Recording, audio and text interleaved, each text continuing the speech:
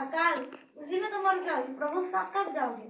वही लोग जाएगा जो लोग प्रभु यीशु मसीह पर विश्वास करते हैं, हम तक धीरे धरे रहेंगे। एक छोड़ दिया जाएगा पृथ्वी पर, ले लिया जाएगा और बादलों में यीशु मसीह के साथ में सब जाएंगे, उसको देखेंगे, उसके साथ रहेंगे। एक छोड़ दिया जाएगा, दूसरा ले लिया जाएगा। इसलिए जागते रहो, क्योंकि तुम नहीं जानते कि तुम्हारा प्रभु किस दिन आएगा। तुम यह जान लो कि यदि घर का स्वामी जानता होता कि चोर किस पहर आएगा तो जागता रहता और अपने घर में सेंध लगाने ना देता। इसलिए तुम भी तैयार रहो, क्योंकि जिस घड़ी के विषय में तुम सोचते भी नहीं हो, उसी घड़ी मनुष्य का पुत्र आ जाएगा। आमीन, हालेलुया। जिस घड़ी पर हम सोचते भी नहीं, उसी टाइम प्रभु यीशु मसीह आ जाएगा। तब क्या करोगे? क्या हम लोग तैयार हैं? नहीं तैयार हैं। हम लोग तैयार रहेंगे तब प्रभु यीशु मसीह आएगा, तब हम लोग जाने के लिए तैयार रहेंगे। तैयार नहीं रहेंगे हम लोग चल जाएंगे? नहीं, हम लोग तैयार होना है।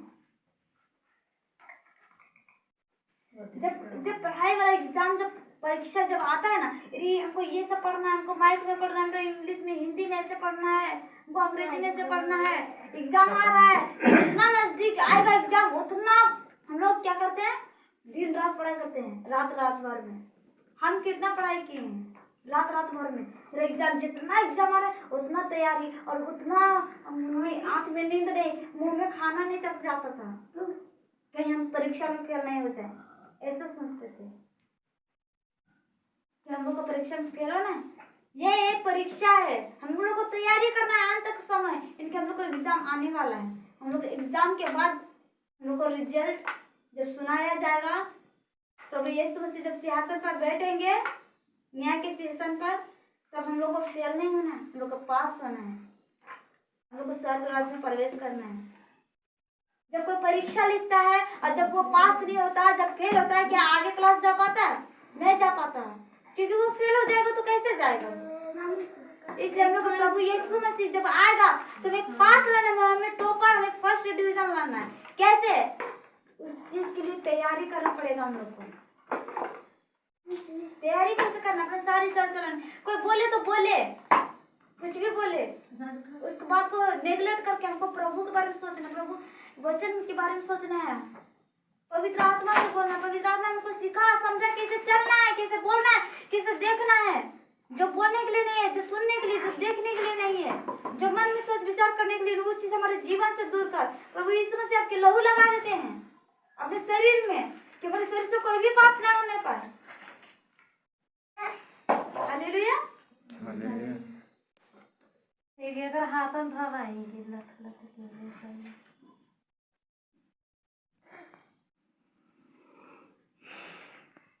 और पढ़ेंगे मत्ती 31 न्याय का दिन।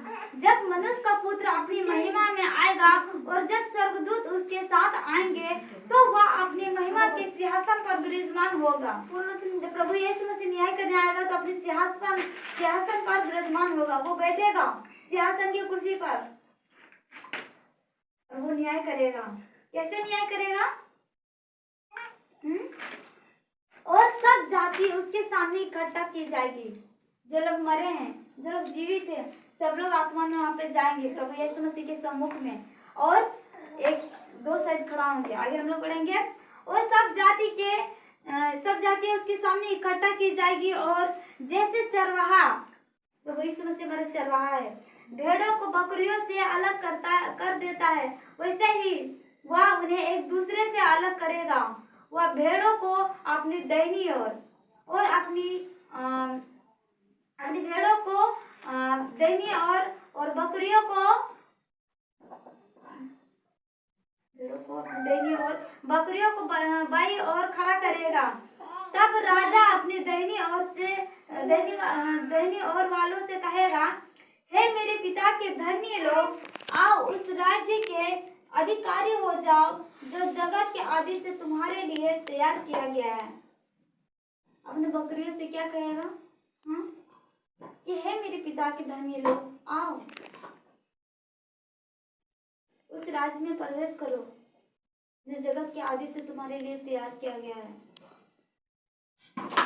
तैयार किया गया है, क्योंकि मैं भूखा था और तुमने मुझे खाना दिया, मैं प्यासा था और तुमने मुझे पानी पिलाया, मैं परदेसी था और तुमने मुझे अपने घर में ठहराया, मैं नंगा था और तुमने मुझे कपड़े पहनाए, मैं बीमार था और तुमने मेरी सुधि ली, मैं बंदगिरी में था और तुमने मुझे मिलने आए। तब धर्मी उसको उत्तर देंगे, हे प्रभु, हमने कब तुझे भूखा देखा और खिलाया, या कब प्यासा देखा और पानी पिलाया, हमने कब तुझे परदेसी देखा और अपने घर में ठहराया, नंगा देखा और